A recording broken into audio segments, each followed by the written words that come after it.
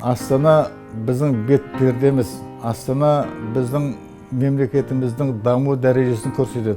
Астана біздің архитектурамызды көрсетеді. Аз уақыт ішінде біздің астанамыз бейбітшілік сүйгіш мемлекеттің астанаға айналды.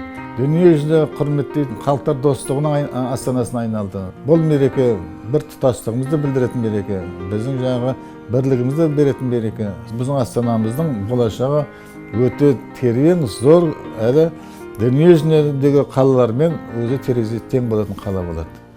Бақытты жастарымызға, дарынды, талантты жастарымызға біздің Астана қаласында мәдениетімізді, білімімізді, ілімімізді, ғылымымызды жаңағы дамытамыз десеңіздер, Астана қаласында қазір оқып отқан жастар аз емес, бірақ соның өзінде де әлі соған үлес қосатын жұмыстар әлі көп. Тәуелсіздігімізді сақтау үшін, сол тәуелсіздігімізді жалғастыру үшін, өркендету үшін біз әлде де жатпай тұрмай еңбек жасауымыз керек.